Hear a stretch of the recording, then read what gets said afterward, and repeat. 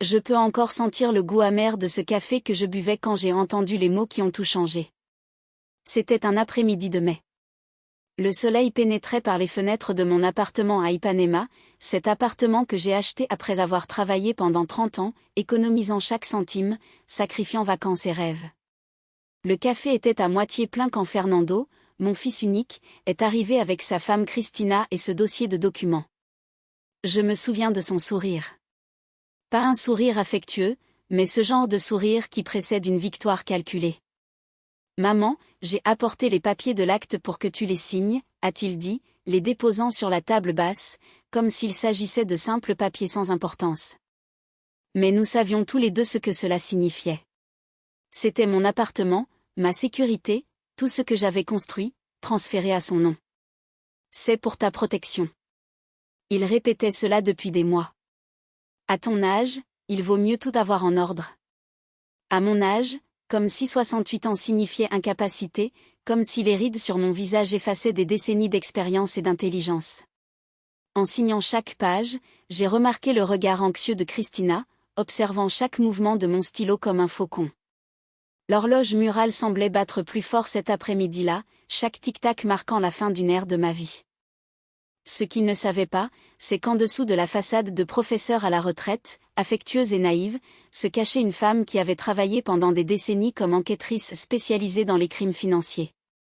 Une femme qui avait appris à lire les gens, à détecter les mensonges, à anticiper les trahisons.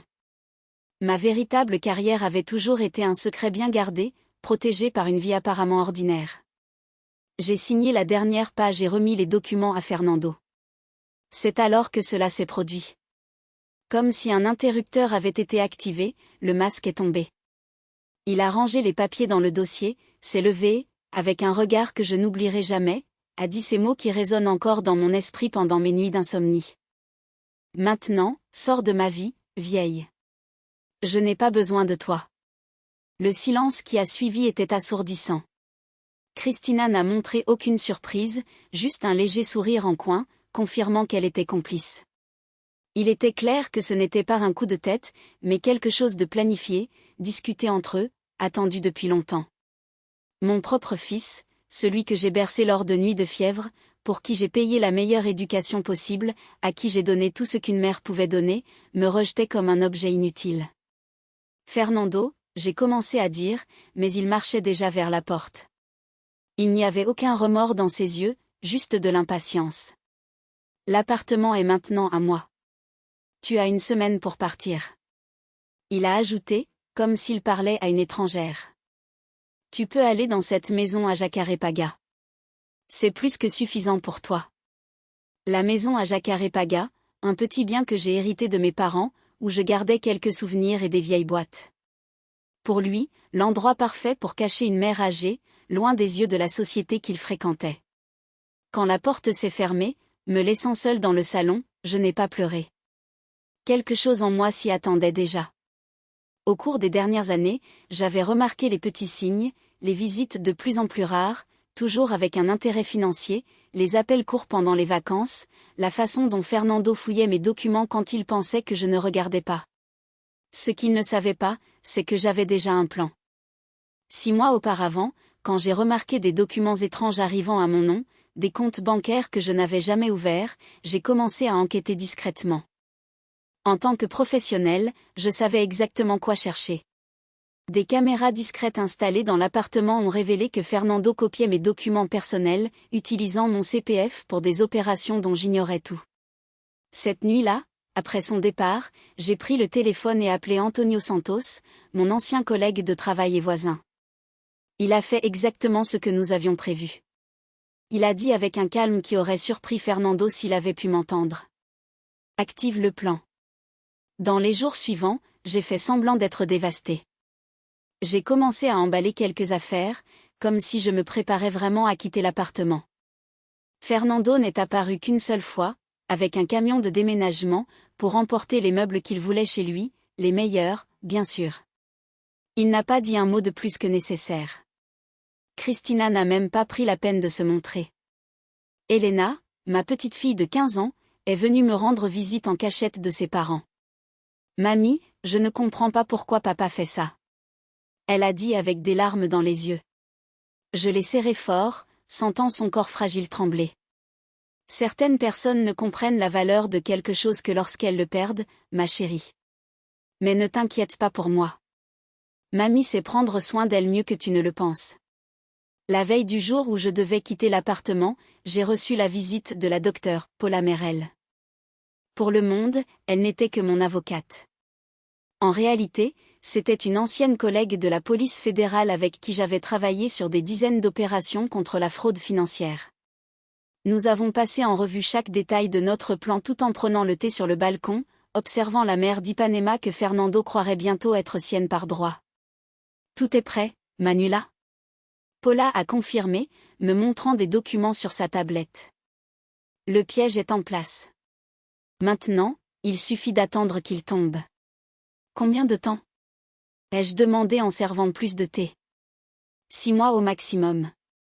Nous surveillons tous les comptes, toutes les transactions. Chaque faux pas est enregistré.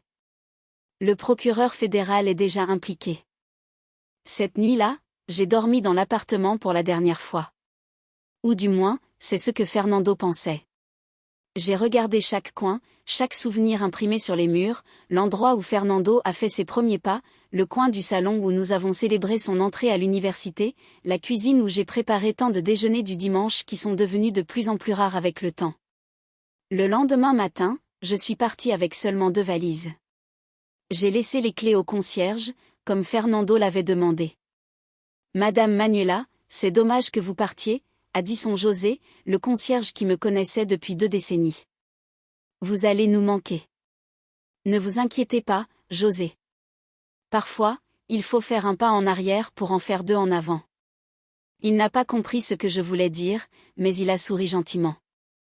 J'ai pris un taxi, non pas pour Jacarepaga, comme Fernando s'y attendait, mais pour la Barada Tijuca, où se trouvait ma véritable résidence. Un appartement confortable que j'avais acheté secrètement des années auparavant, prévoyant que ce jour pourrait arriver. Là, j'ai installé ce que nous appelions à la police la salle d'opération, ordinateur, documents, preuves collectées quotidiennement. Au cours des mois suivants, Fernando n'a fait aucun effort pour savoir comment j'allais, pas un coup de téléphone, pas un message, comme si j'avais simplement cessé d'exister. Ce qu'il ne savait pas, c'est que chaque mouvement était surveillé, chaque opération financière traquée, chaque rencontre avec ses complices enregistrée. Et au fil des jours, je recevais des rapports constants de l'équipe que nous avions constituée.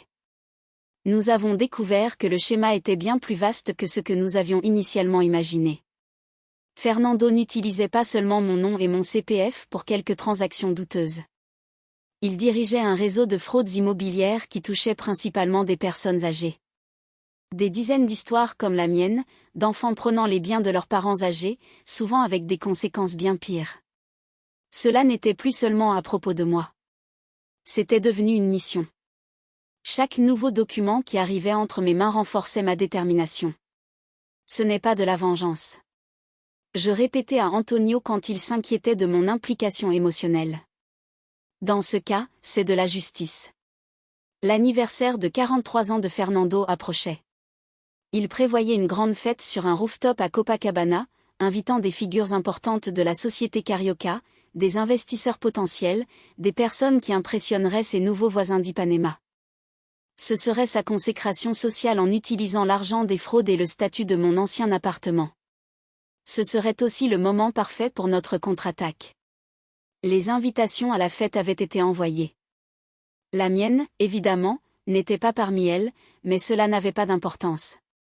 Je serais présente d'une manière que Fernando ne pourrait jamais prévoir. Les préparatifs finaux de notre plan étaient en cours. Chaque détail révisé plusieurs fois. Vous devez vous demander si à un moment j'ai hésité, si l'amour d'une mère a pris le pas sur le sens de la justice. Je confesse que oui. Il y a eu des nuits où j'ai regardé de vieilles photographies. Je me suis rappelé des moments heureux, je me suis demandé si je faisais la bonne chose, mais je me souvenais alors de ces mots, « Sors de ma vie, vieille ». Et je me rappelais aussi de toutes les autres victimes, des personnes âgées qui avaient tout perdu et n'avaient pas les moyens de se défendre. Des gens qui, contrairement à moi, n'avaient pas un passé dans l'investigation criminelle, ni de connexion avec la police fédérale. D'où vous regardez cela maintenant ? De Rio de Janeiro, comme moi, ou d'un autre endroit au Brésil, où des histoires comme celle-ci se produisent aussi tous les jours. Si vous suivez mon récit jusqu'ici, sachez que cette histoire, malheureusement, est plus courante que nous ne l'imaginons. Alors, je vous demande de vous abonner à la chaîne pour suivre le déroulement de cette histoire. J'aimerais beaucoup savoir ce que vous pensez de tout cela. Que feriez-vous à ma place? Laissez votre avis dans les commentaires et n'oubliez pas le like, car il m'a fallu beaucoup de courage pour raconter cette histoire si personnelle. Et maintenant, continuons là où nous nous étions arrêtés. Les petits signes qui m'ont fait suspecter que quelque chose de très mauvais se passait juste sous mon nez. Les premiers signes ont commencé subtilement, comme des gouttes de pluie avant une tempête. Peut-être aurais-je dû le remarquer plus tôt, mais l'amour d'une mère a cette particularité. Il nous fait toujours croire en la meilleure version de nos enfants, même quand la réalité montre le contraire. Je me souviens clairement de la première fois où j'ai remarqué quelque chose d'étrange.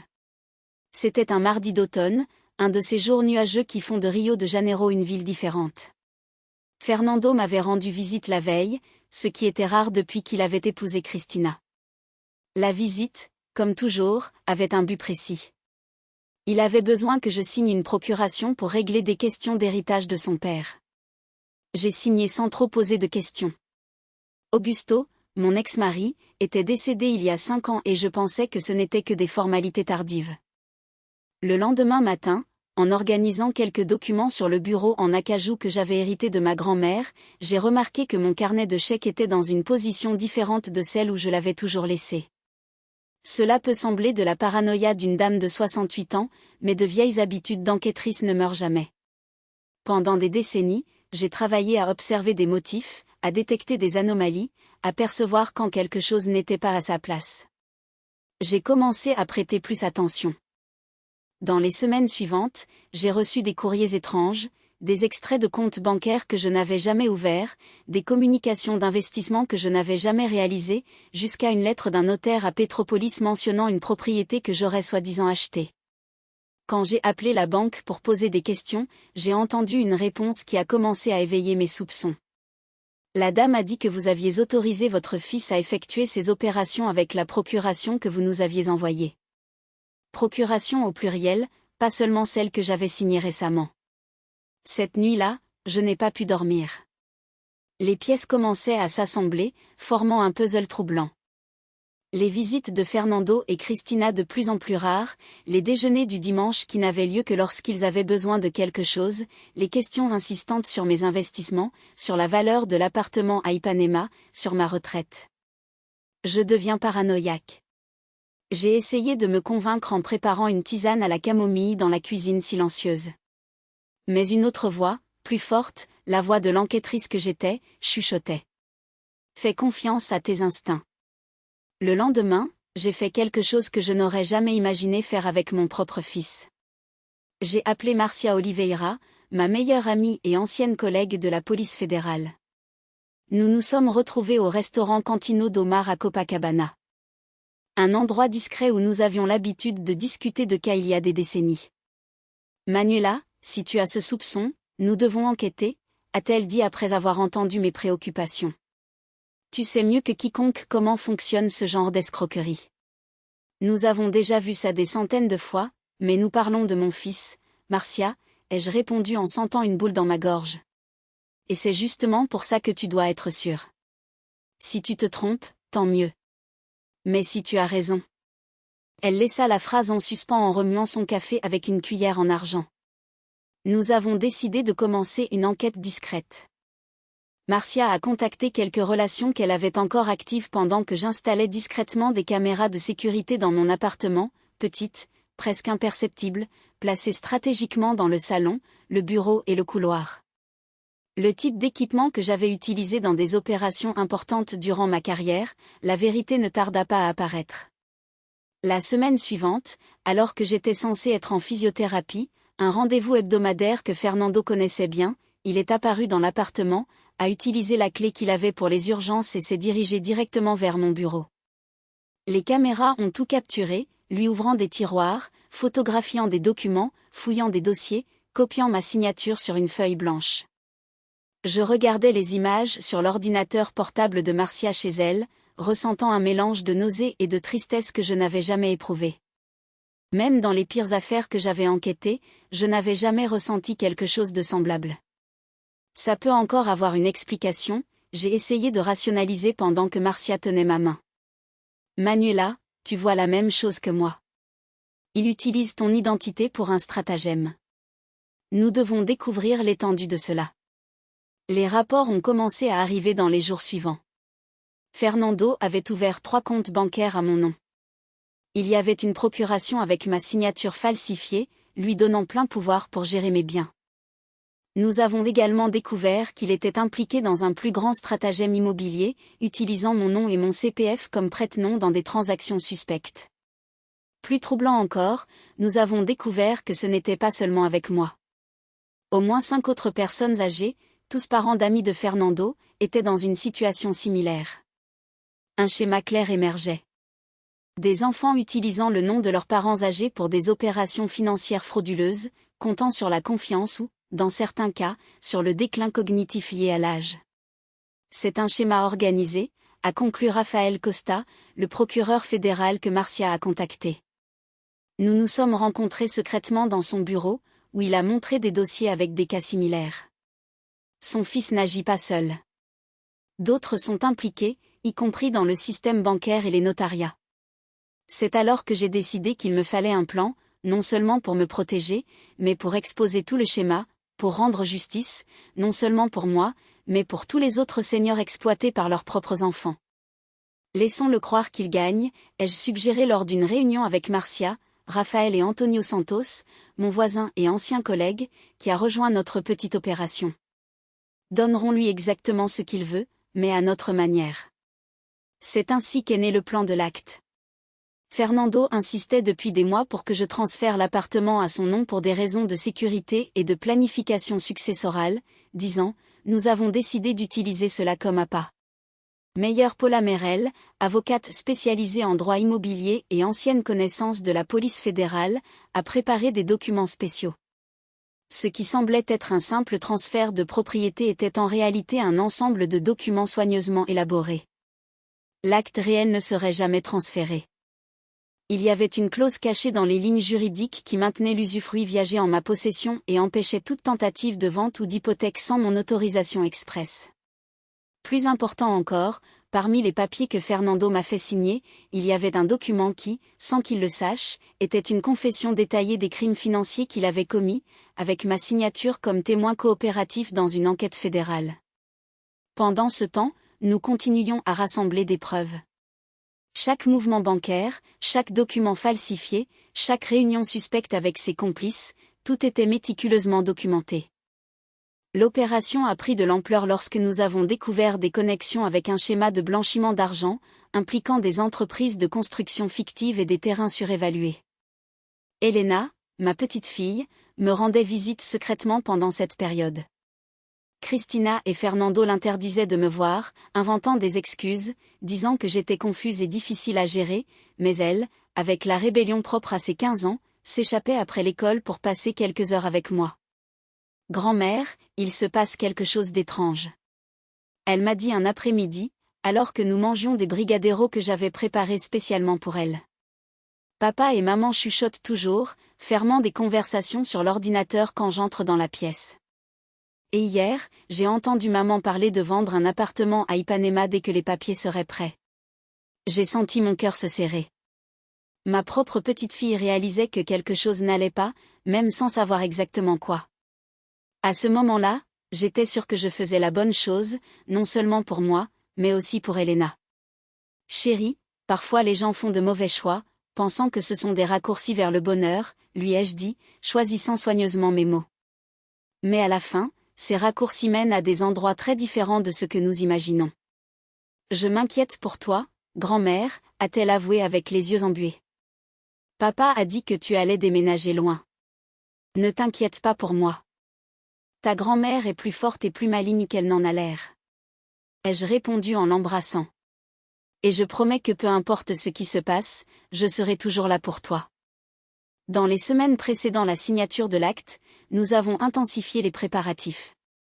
Rafael Costa a assuré que l'opération policière serait prête à être déclenchée au bon moment. Antonio a supervisé l'installation d'un système de surveillance plus sophistiqué dans l'appartement à Ipanema pour enregistrer ce qui se passerait après ma supposée sortie. Marcia a préparé un appartement sur Abarra da Tijuca, où je resterai pendant la phase critique de l'opération. Le jour de la signature est arrivé. Comme je l'ai déjà raconté, Fernando est arrivé avec Cristina et les documents. J'ai signé chaque page, observant l'anxiété à peine dissimulée sur leur visage. Et puis est venue la phrase qui, bien que déjà attendue, a quand même transpercé mon cœur comme une lame. Maintenant, sors de ma vie, vieille. Je n'ai pas besoin de toi. Dans les jours qui ont suivi, j'ai suivi le plan à la lettre. J'ai emballé quelques affaires, laissé Fernando prendre les meubles qu'il voulait et fait semblant d'être vaincu et résigné. Le jour prévu pour ma sortie, j'ai laissé les clés au concierge et suis parti soi-disant pour la maison à Jacarpaga. En réalité, je suis allé à l'appartement à Barra da Tijuca, où nous avons monté notre centre d'opération. De là, avec l'aide d'Antonio, Marcia et Rafael, nous avons continué à surveiller chaque pas de Fernando. Les caméras cachées dans l'appartement à Ipanema le montraient, lui et Cristina, célébrant leur victoire, faisant des plans pour rénover et éventuellement vendre le bien. Ils n'ont aucune idée de ce qui les attend, a commenté Antonio en regardant les images sur l'un des écrans. Aucune, ai-je confirmé avec une sérénité qui m'a même surprise. L'opération a été nommée Code Gratitude. Une ironie subtile qui reflétait ce que nous affrontions. Des enfants qui oubliaient complètement la gratitude due aux parents qui avaient tout fait pour eux. Pendant les 6 mois suivants, nous avons vécu dans un état de vigilance constante. Les preuves s'accumulaient. Fernando étendait son schéma, utilisant l'appartement à Ipanema comme garantie pour de nouveaux prêts frauduleux, amenant des investisseurs potentiels à visiter le bien qu'il prévoyait de transformer en un projet de luxe. Nous avons également découvert quelque chose qui m'a particulièrement indigné. L'argent que Fernando prétendait garder pour la fac d'Hélène était en réalité détourné vers des comptes à l'étranger. Ma petite fille, qui rêvait d'étudier la médecine, était trompée par ses propres parents. Les visites d'Hélène se poursuivaient maintenant dans l'appartement à Barra da Tijuca. Elle était la seule à connaître ma véritable localisation, jurant de garder le secret. Nos conversations étaient devenues un refuge pour nous deux. Elle échappant à l'atmosphère tendue à la maison, moi maintenant en contact avec la seule personne de la famille qui m'importait vraiment. Papa organise une énorme fête d'anniversaire, m'a-t-elle dit environ 5 mois après ma sortie de l'appartement. Un rooftop à Copacabana avec vue sur la mer, il invite tout le monde qui compte dans le marché immobilier. Cette information a été le catalyseur que nous attendions. Une fête d'anniversaire avec tous ses contacts professionnels, investisseurs potentiels et complices réunis au même endroit. Le cadre parfait pour notre opération. C'est le moment, ai-je dit à Raphaël lorsque nous nous sommes réunis pour discuter du timing. Tout le monde sera là, détendu, sans méfiance. Je suis d'accord, a-t-il répondu, examinant l'invitation qu'Hélène avait secrètement photographiée pour nous. De plus, nous avons suffisamment de preuves. Les mandats sont déjà prêts. Nous avons élaboré chaque détail de ce qui se passerait cette nuit-là. Les équipes de police positionnées stratégiquement, les officiers de justice avec les documents nécessaires, le système vidéo qui interromprait la fête au moment exact, mon apparition surprise, non physiquement, mais à travers les écrans dispersés dans le lieu. La veille de l'opération, j'ai eu un moment d'hésitation. Assise sur le balcon de l'appartement à Barra, regardant la mer au loin, j'ai pensé à toutes les implications de ce que nous étions sur le point de faire. Fernando irait en prison.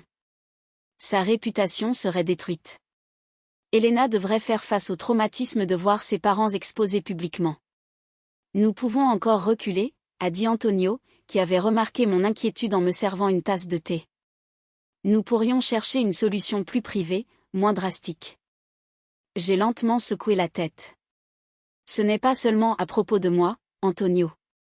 C'est à propos de toutes les autres victimes. De tous les autres seniors qui sont exploités par leurs enfants, sans personne à qui se confier, sans mes ressources ou connaissances. Si nous reculons maintenant, qui parlera pour eux? Il a hoché la tête, comprenant.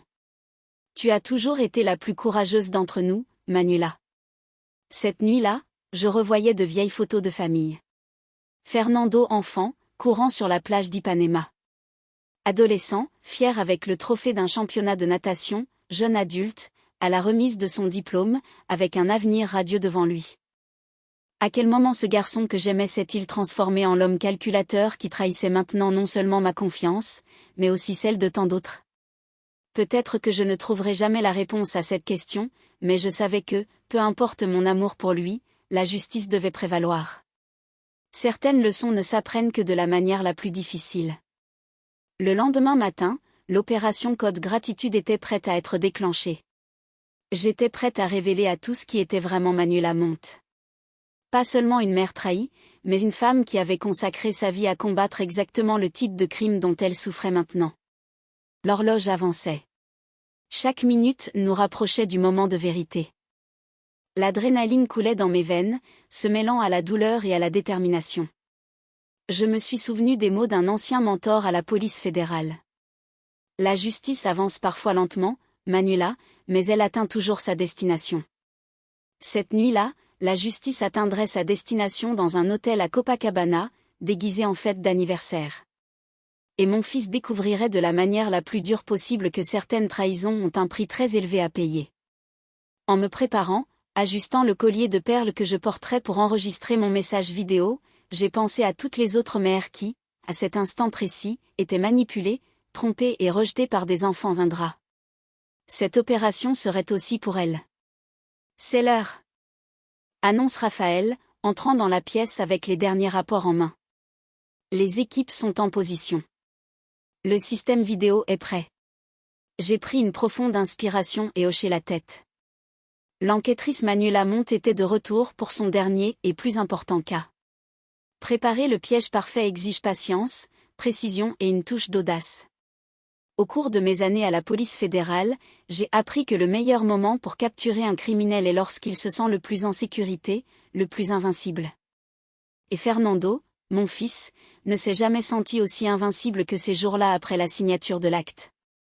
Le plan que nous avons élaboré n'était pas seulement une question de documents légaux ou de preuves accablantes, c'était créer une illusion si parfaite que Fernando ne soupçonnerait jamais jusqu'à ce qu'il soit trop tard. Une des parties les plus difficiles a été de rendre ma disparition crédible. Pour tous les effets, j'avais déménagé à Jacarepaga, vaincue et soumise, exactement comme Fernando l'attendait. En réalité, l'appartement à Jacarepaga restait vide, ne recevant que des visites occasionnelles de Marcia pour maintenir les apparences. Des lumières allumées à des heures précises, des rideaux ouverts pendant la journée, de petits signes que quelqu'un vivait là. Pendant ce temps, j'établissais ma base d'opération dans l'appartement à Barra da Tijuca, un endroit que Fernando ignorait complètement. Il est essentiel qu'il croie que tu as abandonné, a souligné la docteure Taoto, Paula Merel. Alors que nous révisions les documents que Fernando m'avait fait signer. Nous étions dans le salon de l'appartement à Barra, entourés de dossiers, d'ordinateurs et d'équipements de surveillance. L'arrogance sera sa chute. Paula n'était pas seulement mon avocate, elle était l'une des esprits juridiques les plus brillants que j'ai rencontrés au cours de ma carrière. Sa spécialité était de créer des pièges juridiques si sophistiqués que, lorsqu'ils étaient détectés, il était déjà trop tard pour s'en échapper. Ce qu'il croit être l'acte de transfert de l'appartement à plusieurs couches, expliqua-t-elle, soulignant des sections spécifiques du document avec un marqueur jaune. Première couche, cela ressemble à un transfert de propriété standard. Deuxième couche, cela maintient l'usufruit viager avec toi, rendant toute tentative de vente ou d'hypothèque impossible sans ton autorisation expresse. Et la troisième couche ? Demandai-je, connaissant déjà la réponse. Un sourire subtil apparut sur le visage de Paula. La troisième couche est la plus ingénieuse. Parmi les clauses apparemment inoffensives, il y a une confession détaillée des crimes financiers qu'il a commis, avec sa signature en tant que témoin coopératif. Juridiquement, c'est comme s'il avait tout avoué et que tu avais été témoin de cette confession. Il ne lirait jamais chaque mot avant de signer, commenta Antonio, qui observait notre conversation tout en configurant l'un des systèmes de surveillance. Personne ne lit. Exactement, confirma Paula. Les personnes avares lisent rarement les petites lignes. Elles sont trop occupées à penser à ce qu'elles vont gagner. Dans les semaines suivantes, nous avons surveillé chaque mouvement de Fernando à travers les caméras qui restaient cachées dans l'appartement à Ipanema. L'appartement qu'il croyait maintenant être complètement le sien. Nous l'avons observé amener des investisseurs potentiels, montrant fièrement la vue sur la mer, se vantant de la manière dont il avait convaincu la vieille dame de transférer la propriété. Une des scènes les plus douloureuses a été de le voir enlever des photos de famille des murs, les remplaçant par des œuvres d'art contemporaines que Christina avait sélectionnées. Je l'ai vu jeter à la poubelle un cadre photo avec une photo de nous, Fernando, à 5 ans, assis sur mes genoux sur un banc de la Praça Nossa Senhora da Paz. Cette image jetée comme un déchet a été l'un des rares moments où j'ai laissé les larmes couler. Ne laisse pas la douleur obscurcir ton jugement, conseilla Marcia, qui était avec moi à ce moment-là. Souviens-toi de l'objectif supérieur. Elle avait raison. Cela avait cessé d'être seulement à propos de moi ou de Fernando.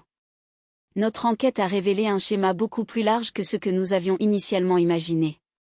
Fernando et ses associés avaient créé un réseau sophistiqué de fraudes immobilières visant spécifiquement les personnes âgées. Ils utilisaient des liens familiaux pour obtenir des signatures sur des documents, transféraient des propriétés, contractaient des prêts en utilisant les biens comme garantie, puis disparaissaient, laissant les personnes âgées sans rien, souvent même sans toit. Nous avons identifié au moins 23 victimes jusqu'à présent, a informé Rafael Costa lors d'une de nos réunions de mise à jour.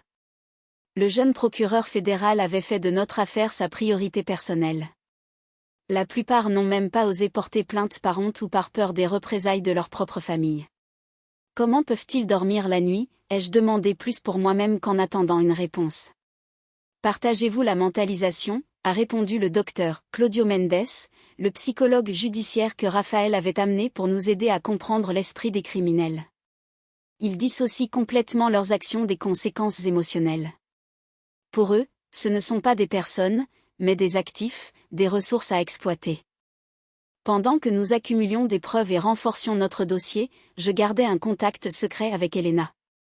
Ma petite fille continuait à me rendre visite dans l'appartement à Barra da Tijuca, toujours avec l'excuse d'être chez une amie pour étudier.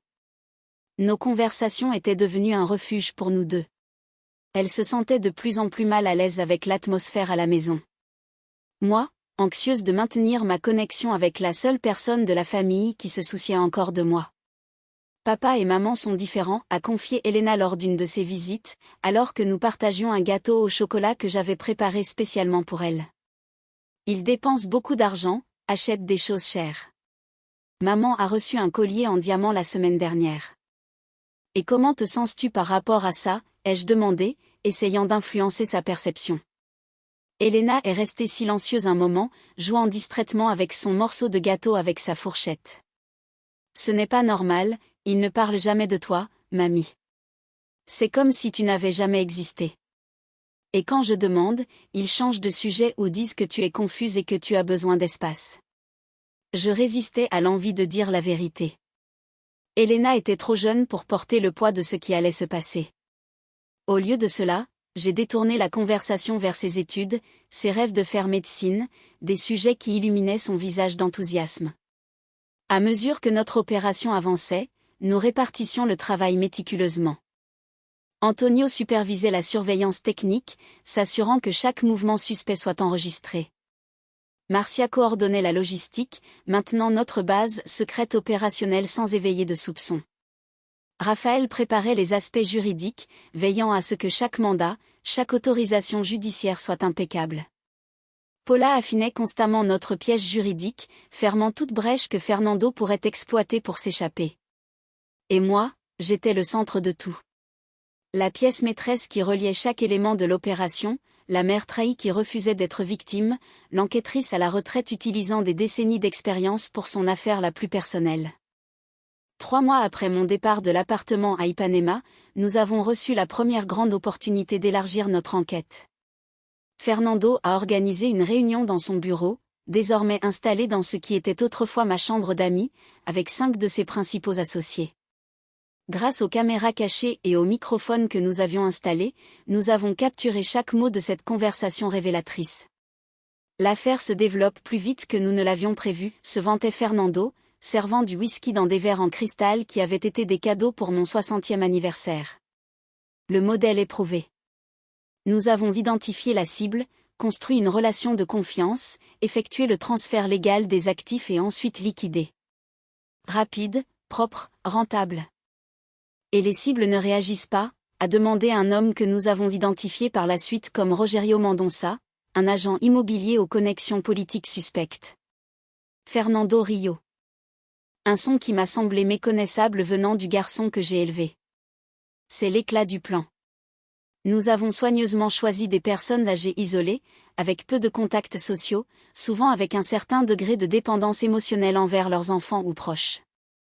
Lorsqu'ils réalisent ce qui s'est passé, il est trop tard. Et même s'ils s'en rendent compte, la honte d'admettre qu'ils ont été trompés par leur propre famille les garde généralement silencieux.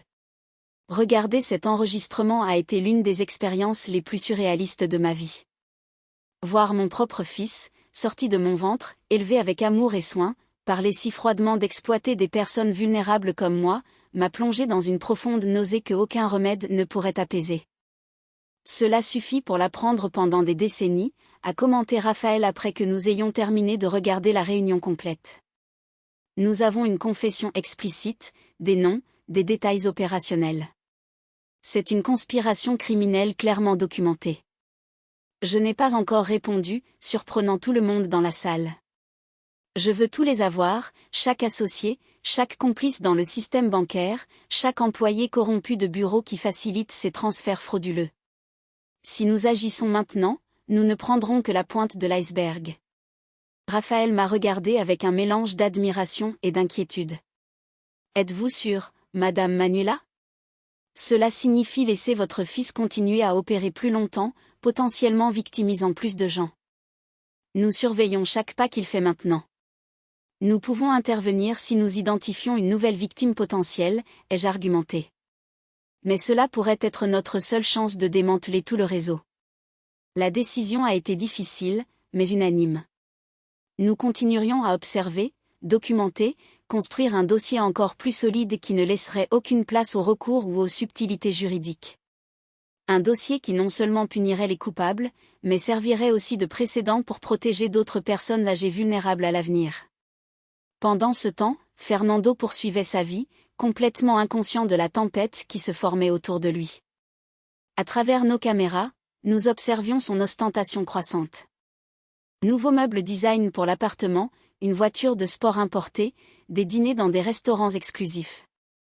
Christina exhibait des bijoux de plus en plus chers, des vêtements de marque, fréquentait des spas luxueux. C'est comme s'ils étaient en course pour dépenser l'argent avant qu'il ne soit épuisé, a observé Marcia lors d'une de nos sessions de surveillance. Ou avant d'être pris, a complété Antonio. C'est pendant cette période qu'Hélène m'a apporté sans le vouloir une information cruciale. Papa organise une énorme fête d'anniversaire, a-t-elle dit, montrant sur son téléphone des photos de l'invitation numérique qu'elle avait reçue sur un rooftop à Copacabana. Il invite tout le monde qui est important sur le marché immobilier de Rio. J'ai examiné l'invitation avec un intérêt grandissant. La fête se tiendrait sur le rooftop exclusif de l'hôtel Méridien, avec vue panoramique sur la plage de Copacabana.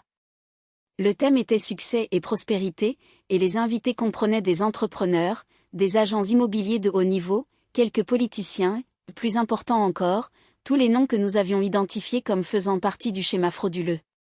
C'est parfait, ai-je commenté avec l'équipe après le départ d'Hélène. Tous réunis au même endroit, célébrant leur prétendue invincibilité. Nous ne pouvions pas demander meilleur décor. L'ironie est presque poétique, a convenu Paula. Utiliser la propre célébration de Fernando comme scène pour sa chute. Dans les semaines suivantes, nous avons affiné chaque détail de l'opération qui serait déclenchée pendant la fête. Raphaël a obtenu tous les mandats nécessaires, coordonnant avec la police fédérale la logistique de l'action. Paula a préparé la documentation légale qui serait présentée au moment de l'intervention. Antonio a développé un système spécial pour intercepter les écrans vidéo de l'événement, me permettant d'apparaître simultanément sur tous les moniteurs du lieu. L'une des décisions les plus difficiles fut de savoir quoi faire concernant Elena. Elle n'était pas au courant de nos plans et serait certainement présente à la fête de son père. Le voir exposé et arrêté publiquement serait traumatisant pour une adolescente de 15 ans. Peut-être devrions-nous la tenir à l'écart d'une manière ou d'une autre, suggéra Marcia, inquiète. Inventer une urgence, quelque chose qui la fasse partir avant le moment crucial. J'ai hoché la tête, ressentant le poids de la décision. Non, Elena mérite de connaître la vérité, aussi douloureuse soit-elle. La protéger maintenant ne ferait que retarder l'inévitable et pourrait la pousser à remettre en question sa propre perception de la réalité lorsque tout éclaterait. Es-tu sûre, insista Marcia. C'est ta petite fille ? Exactement parce que c'est ma petite fille que je dois la respecter suffisamment pour ne pas lui cacher la vérité, répondis-je avec une fermeté qui m'étonna moi-même. De plus, elle sent déjà que quelque chose ne va pas. Son instinct est bon, tout comme le mien l'était à son âge. La semaine de la fête, j'ai enregistré mon message vidéo dans un studio professionnel que Raphaël avait obtenu par ses contacts à la police fédérale. Je me suis habillée formellement avec le collier de perles que mon père m'avait offert lorsque j'ai terminé l'académie de police des décennies auparavant. J'ai répété plusieurs fois ce que je dirais, cherchant l'équilibre entre fermeté et dignité, entre justice et compassion. Ne montre pas de colère, conseilla le docteur Claudio, qui supervisait l'enregistrement. La colère lui donne du pouvoir sur toi. Montre de la détermination, de la clarté, un but. Les premiers mots vinrent naturellement. Bonjour, mon fils. Surprise. Imaginez l'expression de Fernando en voyant mon visage apparaître de manière inattendue sur les écrans pendant sa célébration triomphale me donnait une étrange sensation de calme. Je ne cherchais pas la vengeance, mais la justice, le rééquilibre, la vérité qui devait émerger, comme elle le fait toujours inévitablement. La veille de l'opération, j'ai eu une dernière rencontre avec Elena. Je ne lui ai pas dit ce qui allait se passer la nuit suivante, mais j'ai essayé de la préparer émotionnellement du mieux que j'ai pu. Elena, je veux que tu saches que peu importe ce qui se passe, mon amour pour toi ne changera jamais, dis-je, tenant ses mains entre les miennes. Parfois, la vie nous présente des vérités difficiles à accepter, mais c'est en affrontant ces vérités que nous grandissons. Elle me regarda avec ses yeux verts si semblables aux miens. Une sagesse au-delà de ses années brillait en eux. Il y a quelque chose que tu ne me dis pas, grand-mère ? Je souris doucement. Demain, tout sera clair. Je te demande juste de faire confiance à ton cœur pour distinguer le bien du mal, peu importe qui est impliqué. Quand elle partit, je ressentis un mélange d'appréhension et de détermination. Le chemin que j'avais choisi était irréversible, avec des conséquences qui affecteraient de nombreuses vies, y compris celle de ma chère petite fille. Mais comme j'ai appris à Fernando, apparemment sans succès, chaque choix a des conséquences et personne n'est au-dessus de les affronter. Le matin de la fête, je me suis réunie avec toute l'équipe pour les derniers ajustements. Raphaël a confirmé que les équipes de police seraient discrètement positionnées à l'hôtel et dans les environs. Antonio a vérifié une dernière fois les systèmes techniques qui permettraient notre intervention audiovisuelle. Paula a assuré que tous les documents étaient en ordre, prêts à être présentés au moment exact.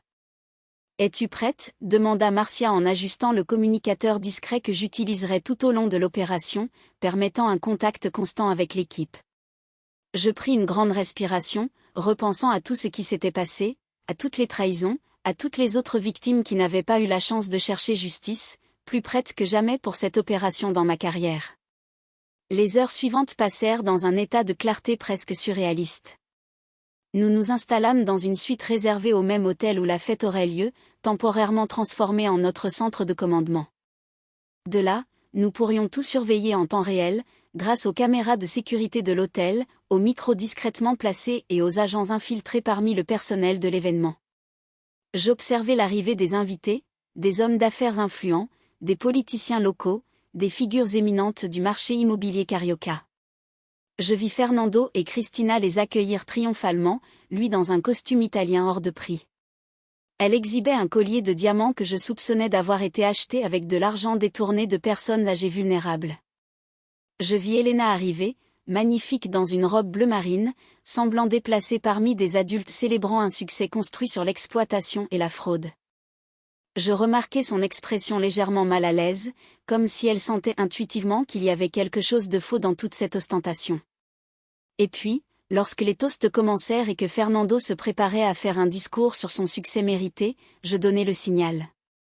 C'était le moment que nous avions méticuleusement planifié pendant des mois. Le moment où Manuela Monte cesserait d'être la mère abandonnée pour se révéler comme l'architecte de la justice. Démarrer l'opération Code Gratitude. Dis-je calmement dans le communicateur, ressentant le poids et l'importance de ce moment. Maintenant, le moment de la révélation arriva avec la précision d'une horloge suisse. En observant les moniteurs de notre salle d'opération, je vis Fernando lever son verre de champagne, prêt à faire un discours à ses invités. Le sourire sur son visage irradiait la confiance de quelqu'un qui croit être au-dessus de toute conséquence. C'est exactement à cet instant de triomphe illusoire que nous avons lancé l'opération. Mesdames et messieurs, commença-t-il, sa voix amplifiée par le système sonore du élégant rooftop. Je vous remercie d'être présent à cette célébration spéciale. À 43 ans, je peux dire que j'ai enfin réussi. Ces mots furent soudainement interrompus lorsque tous les écrans du lieu, les grands écrans LED décoratifs, les moniteurs des bars, même les petits écrans des totems d'information, s'éteignirent simultanément. La musique d'ambiance cessa, créant un silence déconcertant qui captura l'attention de tous les présents. Et alors, mon visage apparut sur chaque écran. Bonjour, mon fils. Surprise. Même à travers les moniteurs de notre salle de commandement, je pouvais voir le sang quitter le visage de Fernando. Ses yeux s'écarquillèrent dans un mélange de choc et de terreur. Le verre qu'il tenait glissa de ses doigts, se brisant au sol dans un bruit qui sembla résonner dans le silence absolu qui envahit l'endroit. Pour ceux qui ne me connaissent pas, continuai-je dans l'enregistrement. Ma voix calme et ferme remplissant l'espace. Je suis Manuela Monte, la mère de Fernando Monte, votre hôte ce soir. Il y a des mois, je transférais l'acte de mon appartement à Ipanema à son nom, ou du moins c'est ce qu'il pensait. Les caméras capturèrent le mouvement nerveux des yeux de Fernando, cherchant une sortie, une explication, n'importe quoi qui pourrait interrompre ce qui se passait. Christina, à ses côtés, agrippa son bras avec force, les jointures blanches contre le tissu sombre de son costume italien. Tu m'as demandé de sortir de ta vie après que j'ai signé l'acte. Maintenant, sors de ma vie, vieille. Je n'ai pas besoin de toi. Ce furent tes mots exacts, Fernando. Ce que tu ne savais pas, c'est que j'avais déjà imaginé cela en entendant Raphaël informer. Équipe positionnée à toutes les sorties. Personne ne sort tant que nous n'avons pas terminé. Sur les écrans, je pouvais voir les invités échanger des regards confus. Certains ont commencé à s'éloigner discrètement de Fernando, comme des rats quittant un navire sur le point de couler. Pendant des années, j'ai observé toi et Christina utiliser mon nom et mon CPF pour des opérations de blanchiment d'argent. J'ai continué mon enregistrement pendant que des documents commençaient à apparaître sur les écrans, remplaçant mon visage. Chaque document falsifié, chaque compte offshore, chaque pot de vin dans des schémas immobiliers, tout était documenté. Les documents affichés ne concernaient pas seulement les fraudes contre moi, mais aussi des preuves du schéma plus large que nous avions découvert. Transferts bancaires suspects, actes frauduleux, contrats avec des signatures falsifiées d'autres victimes âgées, une tapisserie complète de crimes financiers, méticuleusement tissée au fil des ans. L'acte que j'ai signé n'était pas celui de l'appartement, Fernando, ai-je révélé dans la vidéo. Mon visage réapparaissant sur les écrans. C'était une confession détaillée de tes crimes, avec ma signature comme témoin coopératif dans l'enquête fédérale, qui a commencé il y a 3 ans. C'est à ce moment-là que les portes du toit se sont ouvertes, laissant passer des agents de la police fédérale en uniforme, dirigés par Raphaël Costa. Ils se sont positionnés stratégiquement dans l'espace pendant que les invités commençaient à murmurer entre eux, certains cherchant déjà nerveusement leur sac et veste. Sur le moniteur, j'ai vu le moment exact où Elena, ma petite fille, a compris ce qui se passait. Elle était debout près d'une des tables de canapé, le verre de soda gelé à mi-chemin de sa bouche, les yeux fixés sur l'image de la grand-mère que tous croyaient reléguée à un appartement lointain à Jacarpaga. « Comment as-tu fait ça ?» balbutia Fernando, parlant aux écrans comme si je pouvais l'entendre en temps réel. Comme si je lui répondais directement, la vidéo continua. « Tu as oublié qui je suis, Fernando ?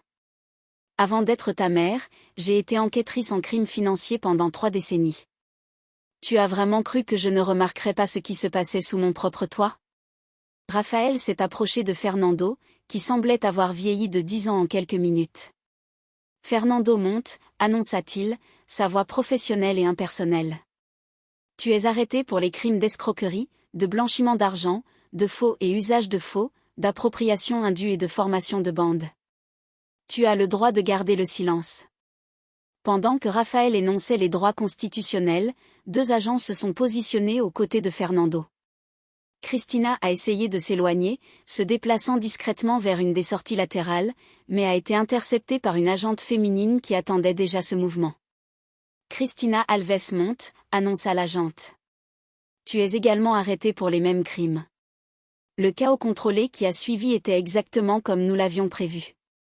Les agents identifiaient et arrêtaient chacun des associés présents à la fête. Rogerio Mendonça, le courtier immobilier, Eduardo Passo, le directeur bancaire qui facilitait les transactions frauduleuses. Daniela Lemos, l'employé du bureau des actes qui enregistrait des documents sans vérifier leur authenticité. À travers les écrans de notre salle de commandement, j'ai observé la scène se dérouler comme une pièce de théâtre soigneusement répétée. Certains invités, réalisant qu'ils n'étaient pas directement impliqués, tentaient de sortir discrètement, seulement pour être informés par les agents positionnés aux sorties que tout le monde devait témoigner. Va voir Elena, instruit Marcia par le communicateur. Elle a besoin de soutien maintenant. Marcia, qui était placée parmi les invités comme une fausse serveuse, a confirmé et s'est déplacée discrètement vers ma petite fille, qui restait immobile, comme si ses pieds étaient collés au sol. Mon attention s'est tournée vers Fernando lorsque les écrans ont montré le moment final de mon message. Je t'ai tout donné, Fernando, y compris la chance d'être honnête. Tu as choisi ce chemin. Les moniteurs ont montré Fernando se faisant menotter, le choc initial cédant la place à une colère impuissante. Tu ne peux pas me faire ça, a-t-il crié vers les écrans, comme si je pouvais répondre. Je suis ton père, ton fils unique. Et tu es le fils qui a choisi de trahir sa propre mère, a répondu Raphaël, non pas pour moi, mais en exprimant ce que tous dans la salle pensaient. Allez, monsieur Monte, ne rendez pas cela plus difficile que cela ne l'est déjà. Cristina, contrairement à Fernando, gardait un calme calculé, comme si elle évaluait déjà ses options légales. Ses yeux froids parcouraient la pièce, identifiant probablement qui pourrait l'aider plus tard. Lorsque son regard a croisé celui d'Elena, j'ai vu quelque chose de rare sur son visage, un éclat de honte, rapidement remplacé par le masque d'indifférence qu'elle portait si bien. C'est alors que j'ai décidé qu'il était temps d'apparaître en personne. Je descends, ai-je informé l'équipe par le communicateur. Êtes-vous sûr ? A demandé Antonio, l'inquiétude évidente dans sa voix. Pouvons-nous conclure l'opération sans votre présence physique ? J'en suis sûr. Ai-je répondu avec détermination. Elena doit me voir et Fernando aussi. J'ai ajusté mon collier de perles, vérifié mon reflet dans le miroir de la salle d'opération et respiré profondément. Ce serait l'affrontement le plus difficile de ma vie, plus difficile que n'importe quelle opération que j'ai coordonnée à la police fédérale. Lorsque les portes de l'ascenseur se sont ouvertes sur le toit, le brouhaha des voix a progressivement diminué jusqu'à ce qu'un silence absolu s'empare de l'environnement. J'ai marché d'un pas ferme, la posture droite que j'ai maintenue tout au long de ma carrière, les yeux fixés devant moi. Fernando, déjà menotté et sur le point d'être conduit à l'extérieur, s'est figé en me voyant. Son visage a traversé une succession d'émotions, choc, confusion, colère, enfin, quelque chose qui semblait être un éclat de compréhension tardive. Comment ? A-t-il commencé, mais les mots semblaient lui manquer. Je me suis arrêté à quelques pas, maintenant une dignité qui contrastait avec son état actuel. Cheveux en désordre, cravate de travers, la sueur tachant le col de sa chemise coûteuse. Tu m'as sous-estimé, Fernando, ai-je dit simplement, ma voix calme remplissant le silence tendu. Comme beaucoup sous-estiment les personnes âgées, confondant cheveux blancs avec fragilité, rides avec incapacité, expérience avec obsolescence. J'ai remarqué du coin de l'œil que plusieurs invités filmaient discrètement la scène avec leur téléphone. Demain, cela serait en première page de tous les journaux, partagé à l'infini sur les réseaux sociaux. L'humiliation publique faisait partie de la punition, mais ce n'était pas mon objectif principal. Pourquoi ? Ai-je demandé. La seule question qui importait vraiment. Pourquoi trahir celui qui t'a toujours tout donné ? Fernando a détourné le regard, incapable de soutenir le mien. Tu ne comprendrais pas, murmura l'arrogance encore présente même dans la défaite. Essaie, insista-je en gardant mon calme. Je pense que je mérite au moins ça. Il prit une profonde inspiration, trouvant enfin mes yeux. C'était trop facile, avoua-t-il avec une brutalité honnête qui me surprit. Toi et tous les autres, si confiants, si prêts à croire en le meilleur des gens, si vulnérables. Ces mots confirmaient ce que le docteur Claudio avait expliqué sur la mentalité de ces criminels. Ce n'était pas seulement de la cupidité, c'était la facilité de l'exploitation, le pouvoir qu'ils ressentaient en manipulant les autres, surtout ceux qui devraient protéger. Comprenant, je répondis, et je comprenais vraiment. Je n'étais pas d'accord. Je ne pourrais jamais être d'accord, mais je comprenais la mécanique psychologique derrière leurs actions. J'espère que cela en valait la peine. Avant qu'il puisse répondre, je sentis un mouvement rapide à mes côtés. Elena était enfin sortie de son état de choc et courait vers moi. Ses bras m'enveloppèrent dans une étreinte serrée, son corps tremblant de sanglots contenus. « Grand-mère » murmura-t-elle, le regard de panique qui traversa le visage de Christina en entendant cela fut presque imperceptible, mais mes années de formation me permirent de le capter. « C'est notre fille » protesta Christina, luttant contre les menottes qui restreignaient ses mouvements.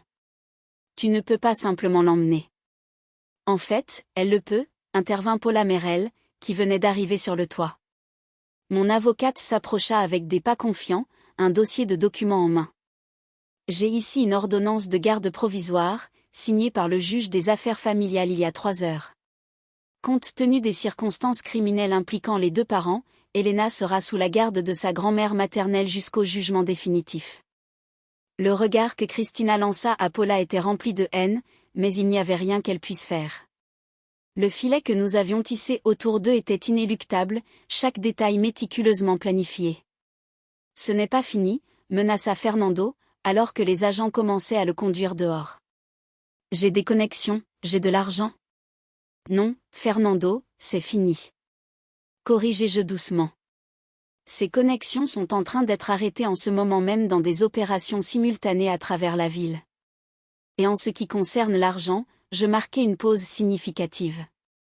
Tous les biens acquis avec des fonds illicites sont déjà bloqués et en cours de saisie judiciaire. Y compris l'appartement à Ipanema, qui, je dois le rappeler, n'a jamais cessé d'être légalement à moi. La compréhension de l'ampleur de sa défaite semblait enfin l'atteindre. Ses épaules s'affaissèrent, le masque de confiance s'effondrant complètement.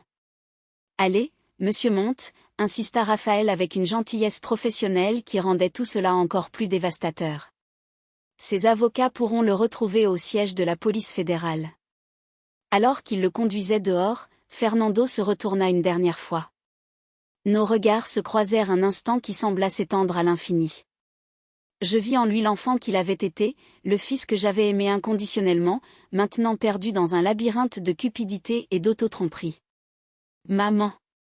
Il commença, mais les mots semblèrent lui faire défaut. « Je sais » répondis-je simplement. Et puis il partit, conduit par les agents vers l'ascenseur, avec Christina et les autres détenus. Les invités restants commencèrent à être organisés pour témoigner, beaucoup semblant soulagés d'être seulement en périphérie du scandale.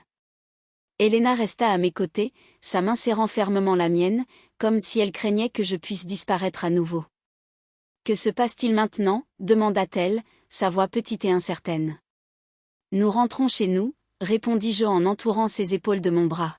« Nous avons beaucoup à discuter, beaucoup à traiter, mais nous le ferons ensemble. » Marcia s'approcha, apportant le manteau d'Elena. « La voiture nous attend à l'arrière » informa-t-elle discrètement pour éviter la presse qui commençait déjà à s'agglutiner à l'entrée principale. Je remerciai d'un signe de tête et commençai à guider Elena vers la sortie de service. En marchant, je remarquai les regards des invités restants, certains d'admiration, d'autres de curiosité, beaucoup de respect nouvellement découvert pour celle que tous avaient présumé être juste la vieille mère jetable. Dans l'ascenseur de service, Elena finit par verbaliser la question qui la consumait certainement de l'intérieur. « Tu savais depuis le début ce qu'il faisait ?» Je regardai ma petite fille, voyant en elle l'intelligence et l'intégrité que j'espérais avoir aidé à cultiver, même de loin. « Pas depuis le début, confessai-je honnêtement, mais quand j'ai commencé à comprendre, j'ai fait ce que j'ai toujours fait tout au long de ma carrière. J'ai enquêté, collecté des preuves, construit un dossier solide et l'appartement. Il pensait vraiment avoir réussi? Un petit sourire effleura mes lèvres. Son père a toujours été impatient avec les détails. Il ne lisait jamais les contrats jusqu'à la fin. Il ne vérifiait jamais les petites lignes. Une faille fatale pour quelqu'un dans son domaine. L'ascenseur arriva au rez-de-chaussée et nous fûmes rapidement conduites par un couloir de service jusqu'à la sortie arrière, où une voiture discrète nous attendait. Antonio était au volant, un sourire de soulagement sur son visage lorsqu'il nous vit. « Mission accomplie, Manuela », dit-il en ouvrant la porte arrière pour nous.